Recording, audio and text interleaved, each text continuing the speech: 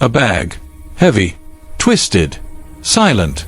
Wind cutting through desert brush. Leaves scraping. Shadows stretching like fingers.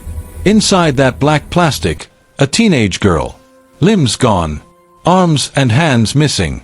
Head crushed. Face unrecognizable. Emily Pike. 14. Native American. San Carlos Apache. A girl who dreamed of school, of family, of a different life. An officer froze. Another whispered, "How is this possible?" Hours earlier, Emily had been alive, walking alone through Mesa, Arizona. January 27th, 2025. The group home glowing behind her. No one noticing she slipped out. No alarm. No urgency. She'd tried to run before. Begged the staff, "I just want to see my mom. I'm not going back." But her words bounced off walls that never truly listened. That night, she vanished for good. 2 weeks later, hikers found the truth. Off US Highway 60, 100 miles away. Black bags tied tight. Hidden in brush. Limbs gone. Severe head trauma. Blunt force injuries. Homicide. No arrests. No suspects. Only silence. Earlier that evening, Emily paced her small room. Faded t-shirt. Worn jeans. Dusty sneakers.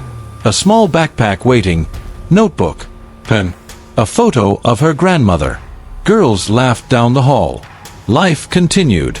But Emily, she felt alone in a building full of people. She slipped out the window. Feet hitting pavement. Streetlights flickering. Shadows moving. Freedom whispering, or danger closing in. No one knew she was gone. She moved quickly, staying in shadows, her heart pulling her toward home, her mind replaying her mother's face, her grandmother's arms, the warmth she missed. But danger followed silently. Back at the group home, 8:15 p.m., one empty room. One of her runaway moments, they assumed. Not urgent, not serious. But by then, Emily was already far beyond Mesa, far beyond safety. Search parties launched. Police retraced her steps. Cameras checked. Tips called in. Nothing. Her mother called again and again. "Emily, where are you?" No answer. Tribal officials pleaded, "Every hour counts." But the system tangled itself. City police, county, federal, all delayed. Meanwhile, the desert kept it secret. February 14th, 2025. Hikers screamed. 911 was dialed. Officers arrived. Evidence markers. Cameras flashing. But nothing could undo what had been done. Emily Pike, 14. A girl who just wanted her family. Found discarded. A $75,000 reward went out. Community outrage erupted. The group home came under fire. Her death shining another painful spotlight on the crisis of missing and murdered indigenous girls. Imagine being Emily, 14, alone. Cold air biting her skin. A small backpack on her shoulders. No phone. No money. Just hope and fear. Every shadow a warning. Every step a risk. Someone, somewhere, watching.